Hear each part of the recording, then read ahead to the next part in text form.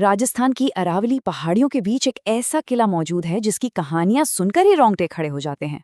जरा सोचिए, स्थानीय लोग बताते हैं कि एक बार 3 दोस्तों ने रात के घुप अंधेरे में इस किले के अंदर जाने का दुस्साहस किया। उनके पास सिर्फ एक टॉर्च थी। अंधेरा इतना भारी कि हाथ को हाथ न सूझे। तभी अचानक एक दोस्त का पैर फिसला और वो सीधा एक गहरे सूखे कुएं में जा गिरा। बाकी 2 दोस्तों ने किसी तरह घबराते हुए उसे बाहर निकाला और तुरंत गाड़ी से अस्पताल की ओर भागे। लेकिन अस्पताल पहुंचने से पहले ही एक मोड़ पर गाड़ी का भयंकर एक्सीडेंट हो गया और तीनों की मौके पर ही दर्दनाक मौत हो गई। वहां के लोग इसे कोई मामूली एक्सीडेंट नहीं मानते। उनका साफ कहना है कि ये उस किले का श्राप था, जिसने रात में वहां रुकने की कीमत उनकी जान लेकर चुकाई। तो आज के इस डीप एनालिसिस में हम इसी खौफनाक जगह भानगढ़ किले के असली रहस्यों से पर्दा उठाने वाले हैं। अब इस जगह का खौफ कितना रियल है, इसका अंदाजा आप इसी बात से लगा सकते हैं कि इसके मुख्य द्वार पर लगी चेतावनी कोई आम चेतावनी नहीं है। ये बोर्ड खुद देश की एक बहुत ही जिम्मेदार सरकारी संस्था भारतीय पुरातत्व सर्वेक्षण यानी ASI ने लगाया है। एकदम साफ शब्दों में लिखा है, सूर्यास्त के बाद प्रवेश वर्जित है। जब एक ऑफिशियल गवर्नमेंट बॉडी ऐसा चेतावनी बोर्ड लगा दे तो रहस्य अपने आप में कई गुना बढ़ जाता है। आखिर ऐसा क्या है वहां जो प्रशासन को भी रात के वक्त लोगों को जाने से रोकने पर मजबूर कर देता है? तो हमारी आज की इस पूरी चर्चा का सबसे बड़ा सवाल यही है। अगर आप दिन के उजाले में भी भानगढ़ के खंडहरों को देखने जाएं, तो एक बेहद अजीब सी चीज आपको तुरंत नोटिस होगी। पूरा का पूरा स्ट्रक्चर खड़ा है, पत्थर की दीवारें अपनी जगह पर हैं, लेकिन किले के किसी भी घर पर छत नहीं है।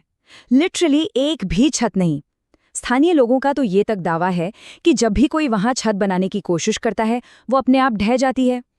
एक ऐसा शानदार शहर जहां कभी हजारों लोग बसते थे, वो आज एक बिना छत वाला खुला कब्रिस्तान कैसे बन गया? चलिए इस मामले की थोड़ी गहराई में उतरते हैं। भानगढ़ कोई छोटा मोटा किला बिल्कुल नहीं था।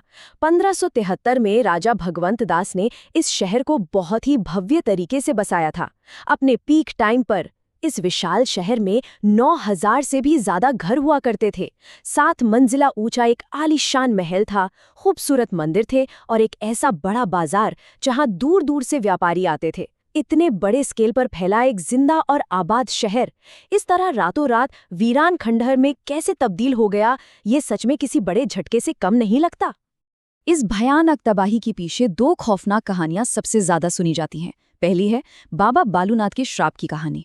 उन्होंने शहर बसने से पहले एक ही शर्त रखी थी कि किले की ऊंचाई इतनी नहीं होनी चाहिए कि उसकी परछाई उनके घर पर पड़े। लेकिन राजा के वंशजों ने 7 मंजिला महल तान दिया, परछाई पड़ी और देखते ही देखते शहर तबाह हो गया। और दूसरी कहानी तो और भी डार्क है। कहा जाता है कि तांत्रिक सिंघिया राजकुमारी रत्नावती की खूबसूरती पर बुरी तरह मोहित था। उसने राजकुमारी के इत्र पर काला जादू किया, लेकिन राजकुमारी समझदार थी। उसने वो इत्र की शीशी एक बड़े से पत्थर पर दे मारी। जादू का असर ऐसा हुआ कि वो पत्थर खुद तांत्रिक की तरफ लुढ़का और उसे कुचल दिया। मरते मरते तांत्रिक ने श्राप दिया कि इस शहर में कोई जिंदा नहीं बचेगा और किसी को पुनर्जन्म नसीब नहीं होगा। आज भी कई लोग यही मानते हैं कि भानगढ़ इन्हीं अतृप्त आत्माओं का शिकार है। तो अहम बात यह है कि इन श्राप वाली कहानियों ने आज किस कदर खौफ पैदा कर दिया है। वहां जाने वाले टूरिस्ट्स और लोकल्स ऐसे दावे करते हैं जिन्हें सुनकर सच में रोंगटे खड़े हो जाएं। कोई कहता है कि रात में औरतों के रोने और चूड़ियां टूटने की दर्दनाक आवाजें गूंजती हैं। किसी को आज भी उन सूखे खंडरों में उसी रहस्यमयी इत्र की खुशबू आती है। यहाँ तक कि बॉलीवुड भी इससे बच नहीं पाया। एक फिल्म की शूटिंग के दौरान डायरेक्टर की गाड़ी के ब्रेक्स अचानक फेल हो गए थे। एक जर्नलिस्ट के साथ तो बेहद अजीब वाकया हुआ। उनकी गाड़ी का इंजन बीच रास्ते में बंद हो गया और पास खड़े एक अनजान शख्स ने बिना कुछ छुए इंजन स्टार्ट कर दिया और बोला, "दे वॉन्ट यू।" इन सब बातों ने भानगढ़ की भयानक और डरावनी इमेज को बिल्कुल पत्थर की लकीर बना दिया है। लेकिन रुकिए, क्या ये सब सच में भूत प्रेत का काम है? चलिए इस पैरानॉर्मल रहस्य से थोड़ा हटकर सीधे विज्ञान की दुनिया में चलते हैं, क्योंकि भानगढ़ के असली भूत शायद किसी श्राप से नहीं, बल्कि हमारे अपने इंसानी दिमाग और आसपास के माहौल से पैदा होते हैं। सबसे पहले हमें समझना होगा एक बिल्कुल असली और अदृश्य खतरे को, जिसे साइंस की भाषा में इंफ्रासाउंड कहा जाता है। ये 20 हर्ट्ज से भी कम फ्रीक्वेंसी वाली साउंड वेव्स होती हैं। हमारा कान इन्हें सुन नहीं सकता, लेकिन हमारी बॉडी इन वाइब्रेशंस को बहुत अच्छी तरह महसूस करती है।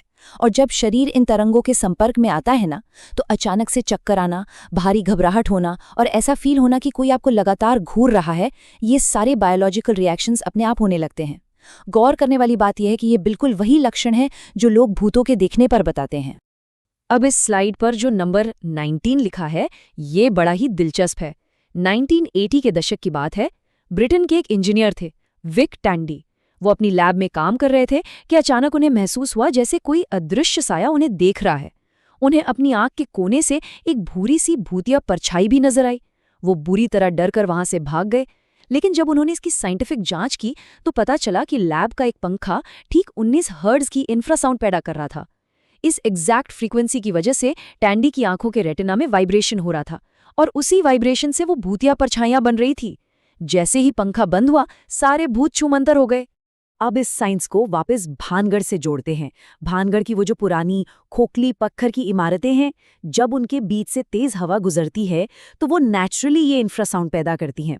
इसके अलावा भौगोलिक रूप से देखें तो भानगढ़ राजस्थान के अलवर जिले में है, जो सिस्मिक जोन 4 में आता है। मतलब यहाँ जमीन के अंदर छोटे मोटे भूकंपीय झटके आते रहते हैं।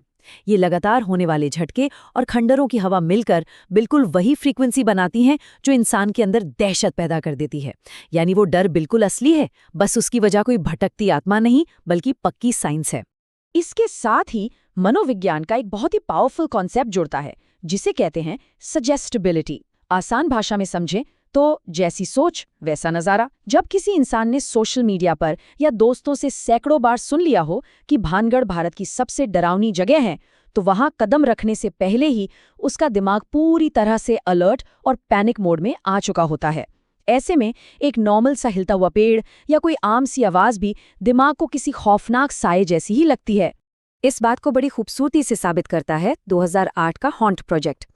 रिसर्चर्स ने लोगों को एक बिल्कुल खाली सफेद कमरे में बिठाया, जहां दीवारों के पीछे चुपके से इंफ्रासाउंड और ईएमएफ पैदा करने वाले उपकरण लगा दिए गए थे। कमरे में कोई भूत नहीं था, लेकिन नतीजे देखिए। 20% लोगों ने रिपोर्ट किया कि उन्हें वहां किसी और की मौजूदगी फील हुई और 8% लोगों ने तो भयंकर दहशत का अनुभव किया। ये साफ दिखाता है कि अगर माहौल सही हो और दिमाग को पहले से सजेस्ट कर दिया जाए तो वो भूतों को खुद इन्वेंट कर लेता है। और जब दिमाग पहले से ही डरा हुआ हो तो पैराडोलिया अपना काम शुरू कर देता है। ये कोई बीमारी नहीं बल्कि हमारा एक इवोल्यूशनरी सर्वाइवल ट्रेट है। हमारा दिमाग किसी भी रैंडम आकार या परछाई में अपने आप चेहरे या इंसानी आकृतियां ढूंढने के लिए प्रोग्राम्ड है। याद है 1976 में नासा की फोटो में मंगल ग्रह पर दिखा वो इंसानी चेहरा? वो भी यही था। तो जब पर्यटक भानगढ़ की टूटी दीवारों, खंभों और अंधेरे कोनों को देखते हैं तो उनका दिमाग उन साधारण परछाइयों में ऑटोमेटिकली भूतिया चेहरे देखने लगता है। तो चलिए अब ये देखते हैं कि जब पैरानॉर्मल एक्सपर्ट्स ने खुद अपने हाईटेक गियर्स के साथ इन खंडरों में रात बिताई तो उन्हें क्या मिला। क्या सच में वहां कोई एक्टिविटी थी या मामला कुछ और ही निकला? सच तो ये है कि उन्हें वहां कोई भूत नहीं मिला। इंडियन पैरानॉर्मल सोसाइटी की टीम ने साफ कहा कि वहां रात में एक्टिविटी तो है, लेकिन भूतों की नहीं बल्कि जंगली जानवरों की। भानगढ़ के बिल्कुल पास ही सरिस्का टाइगर रिजर्व है। रात के सन्नाटे में जब लकड़बग्घे इन खंडरों में आते हैं तो उनकी आवाज हूबहू किसी औरत के चीखने या रोने जैसी लगती है। पेड़ों पर लंगूर और बंदर कूदते हैं, जिससे लगता है कोई पीछे पीछे चल रहा है। और सबसे बड़ी बात, रात में वहां तेंदुए और पैंथर शिकार की तलाश में घूमते हैं। यही वो असली और बेहद खतरनाक कारण है जिसकी वजह से एएसआई ने वो चेतावनी बोर्ड लगाया है। रात में किले में खतरा तो है, पर आत्माओं से नहीं बल्कि इन जंगली शिकारियों से। तो अगर कोई तांत्रिक या श्राप नहीं था तो आखिर वो आबाद शहर अचानक से खाली क्यों हो गया? जब हम इतिहास को खंगालते हैं तो पता चलता है कि तांत्रिक सिंघिया या राजकुमारी रत्नावती का कोई ऑफिशियल ऐतिहासिक रिकॉर्ड मौजूद ही नहीं है। असली सच्चाई इन जादुई कहानियों से कहीं ज्यादा दिल तोड़ने वाली है। इस पूरे शहर की तबाही का असली साल था 1783, एक ऐसा साल जिसने किसी जादुई श्राप को नहीं बल्कि एक बेहद भयानक ऐतिहासिक और प्राकृतिक आपदा को जन्म दिया। इस एक साल ने भानगढ़ के इतिहास को हमेशा हमेशा के लिए बदल कर रख दिया। भानगढ़ का पतन बहुत लॉजिकल लेकिन बहुत दर्दनाक था। सबसे पहले वहां के शासकों ने पास ही अजबगढ़ में एक नया किला बना लिया, जिससे भानगढ़ का पॉलिटिकल फोकस शिफ्ट हो गया। फिर 1720 में सवाई जयसिंह ने हमला करके इस पर कब्जा कर लिया। शहर वैसे ही कमजोर हो चुका था, लेकिन ताबूत में आखिरी कील ठोकी प्रकृति ने। 1783 में खतरनाक अल नीनो इफेक्ट के कारण उत्तर भारत में 40सा अकाल नाम का एक भयानक सूखा पड़ा। पानी की एक एक बूंद सूख गई, आधी आबादी खत्म हो गई और जो बचे उन्हें मजबूरन पानी की तलाश में अपना घर-बार छोड़कर वहां से पलायन करना पड़ा। बिना पानी के वहां रहना नामुमकिन हो गया था और इस तरह वो खूबसूरत शहर हमेशा के लिए वीरान हो गया। तो सोचने वाली बात है कि ये श्राप वाली झूठी कहानियां आज तक इतनी पॉपुलर क्यों हैं? इसका सीधा सा जवाब हमारी अपनी साइकोलॉजी में है। सच कहूं तो सूखा पड़ा और लोग चले गए, ये इतिहास सुनने में बड़ा दुखद तो है, पर लोगों को इसमें वो रोमांच नहीं मिलता जो एक तांत्रिक के श्राप और जादुई कहानी में मिलता है। इंसान हमेशा एक स्पष्ट विलेन खोजना चाहता है। दूसरी बात, भारत का सबसे डरावना केला होने का ये टैग वहां की लोकल इकोनॉमी के लिए बहुत फायदेमंद है, क्योंकि ये हर साल लाखों टूरिस्ट को वहां खींच लाता है। और तीसरा, आज के दौर का सोशल मीडिया एल्गोरिथम, जो सच्चे लेकिन सीधे साधे ऐतिहासिक तथ्यों के बजाय खौफनाक और सस्पेंस वाले अनुभवों को तुरंत वायरल कर देता है। तो जब हम तथ्यों और विज्ञान के चश्मे से देखते हैं, तो भानगढ़ का रहस्य कोई जादू टोना या भूत प्रेत नहीं, बल्कि भूगोल, मनोविज्ञान और एक भयंकर ऐतिहासिक त्रासदी का मिला-जुला नतीजा निकलता है। मशहूर वैज्ञानिक मैरी क्यूरी की वो बात यहाँ बिल्कुल सटीक बैठती है। जीवन में किसी भी चीज से डरने की जरूरत नहीं है, उसे केवल समझने की जरूरत है। अब समय आ गया है कि हम अधिक समझें ताकि हम कम डरें। आज की इस एनालिसिस को हम इसी विचार के साथ खत्म करते हैं, लेकिन जाते जाते ये जरूर सोचिएगा कि दुनिया भर में ऐसे और कितने पैरानॉर्मल रहस्य बिखरे पड़े हैं जो बस एक तार्किक, लॉजिकल एक्सप्लेनेशन के इंतजार में हैं।